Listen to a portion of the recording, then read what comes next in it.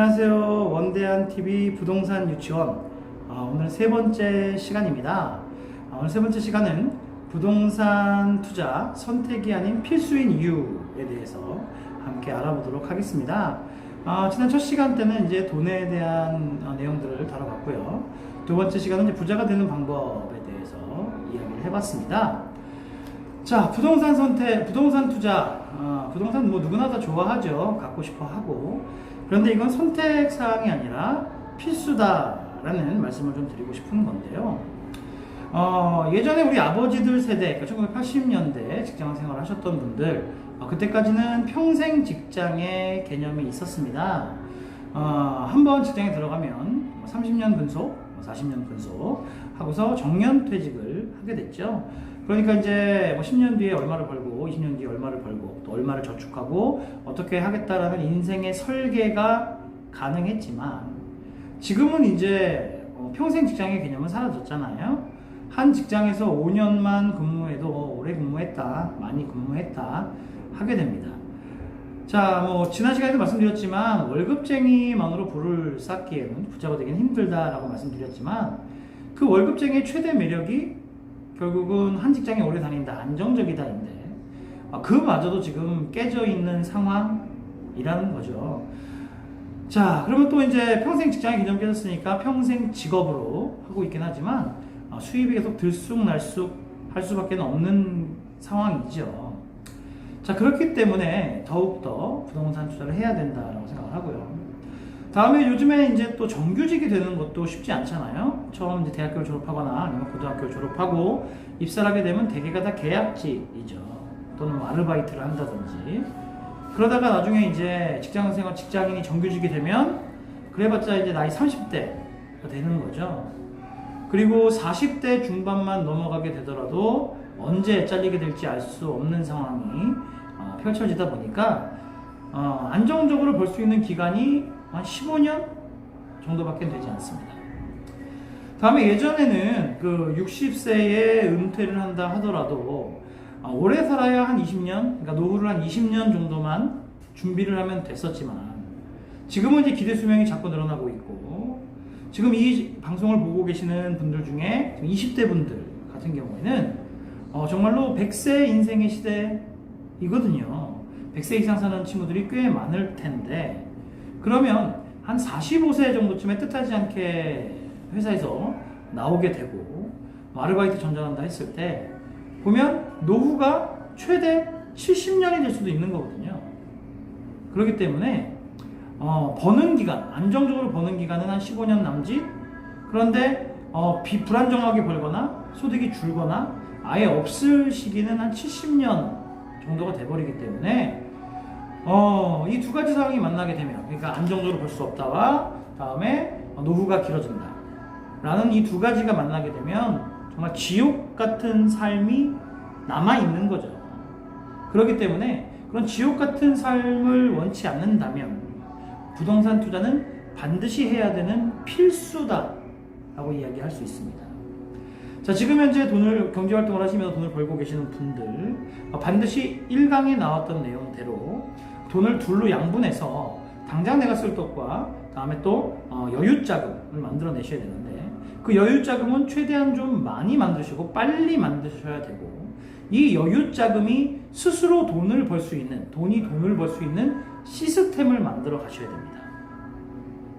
자, 그런데 이 부동산 유치원이 꼭 필요한 이유는 뭐냐 하면 저의 기획 의도기도 하고요.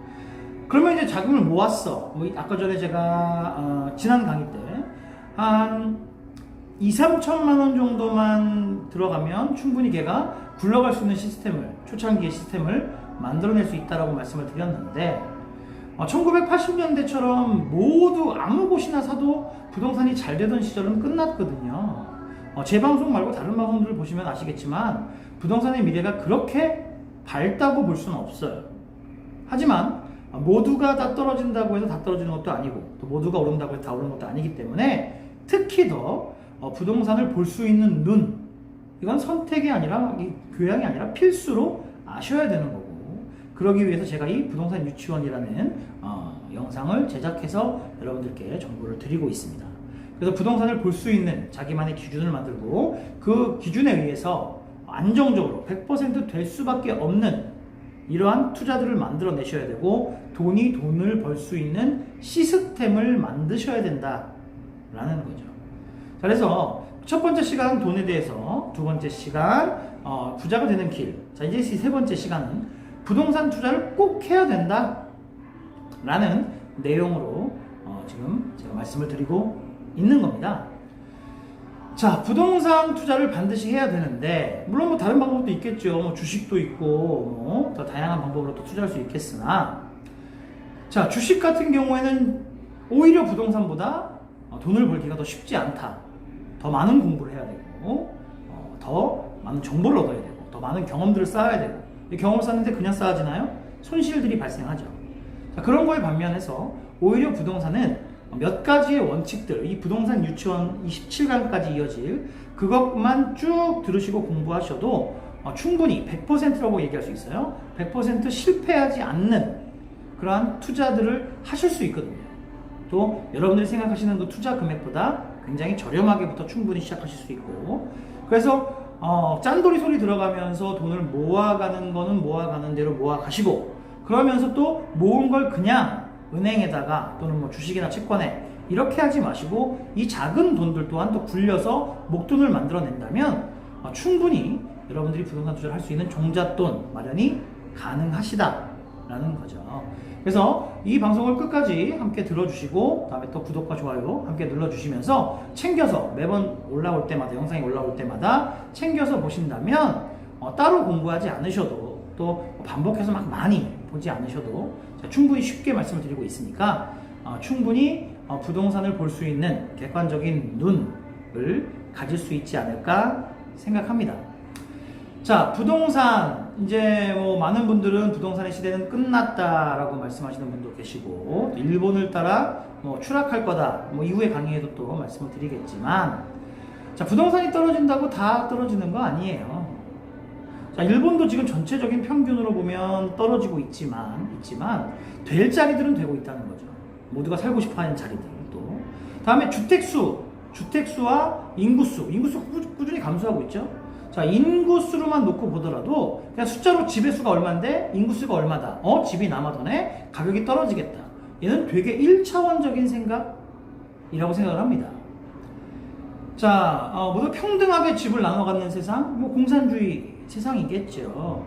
그 공산주의 세상조차도 또 칼 마르크스가 만든 공산주의 이론에서조차도 집은 성과급으로 나눠줍니다.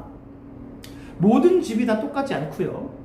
또 사람들이 살고 싶어하는 지역은 한정되어 있습니다. 교통이 편리하고 주거시설이 쾌적하고 아이를 안전하게 키울 수 있고, 다음에 쇼핑하기 편리하고 일자리가 가깝고 교통이 편리한 지역, 누구나 살고 싶어 하지 않나요? 공산주의조차도 보면 일을 열심히 하고 성과를 많이 내는 사람에게는 좋은 집, 또 모두가 살고 싶어하는 지역에 살게 해주고, 다음에 그렇지 못한 사람은 그렇지 않은 집, 조금은 떨어진 집, 외곽에 안 좋은 집, 이런 집들을 주겠다라는 것 자체가 칼 마르크스가 이야기한 공산주의론에 나오는 내용 아닌가요? 자, 그래서 집은 단지 숫자로만, 인구수 대비 집 이렇게만 보는 것은 되게 한 면만 바라보는 거다라는 겁니다. 물론 인구수보다 집이 남아돈다면 수요와 공급에 의해서 집값은 전체적으로는 하락하겠지만 반드시 그 지역이 뜨는 지역이 있고 사람들이 살고 싶어하는 지역은 한정되고, 또 누구나 다 두꺼봐 헌집 줄게 새집다고 새집 좋아하지 않나요? 새집? 다음에 집 자체도 이젠 기술력이 함께 들어가면서 IT 기술들이, 첨단 기술들이 집의 접목이 되기 시작했죠. 여러분들 누구나 다 핸드폰, 스마트폰 갖고 계실 텐데 스마트폰이 꼭 망가지고 뭐 고장이 나야지만 바꾸는 거 아니잖아요. 스마트폰이 10년, 20년 사용하는 거 아니잖아요. 아직 멀쩡하게 쓸 수 있는데도 바꿉니다. 왜 바꿔요?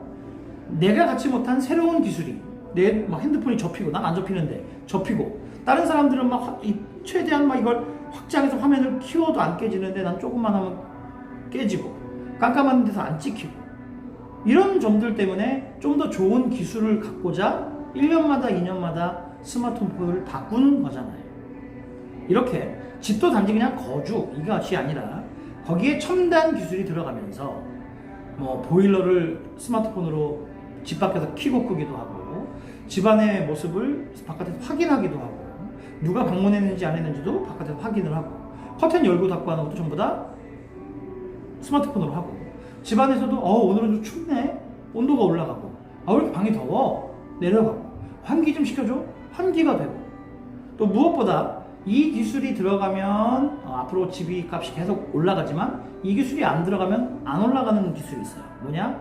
앞으로 빠르게 전기차 보급률이 늘어날 거고 또 내연기관 자동차들은 빠르게 감소해 나갈 건데 주차장에 지하 주차장에 차를 댔을 때 무선으로 자동차가 충전이 되느냐 안 되느냐 이런 것들 무선으로 충전이 되지 않으면 와서 또 꽂아야 되고 또 넣어야 되고 불편하거든요.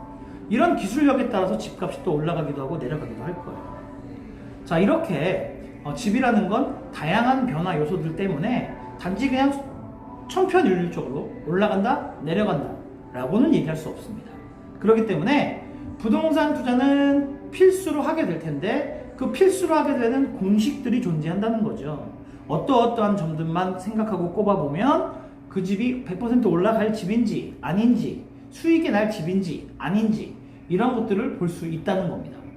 자, 이러한 것들을 하나하나 제가 또 4강, 5강 넘어가면서 여러분들께 알기 쉽게 설명해 드리도록 하겠습니다. 자, 오늘 이 시간은 부동산 투자가 선택이 아닌 필수다라는 점으로 여러분들께 함께 이야기를 나눠봤고요. 제 의견에 동의하신다고 하면 앞으로도 또 강의들을 함께 쭉 따라와 주시면서 여러분들의 지식을 하나하나 더 쌓아가시고 부동산 보는 눈을 좀 더 높여가시길 바라겠습니다. 자, 지금까지 원대한TV의 부동산 유치원 원대한이었습니다. 시청해주셔서 감사드립니다. 감사합니다.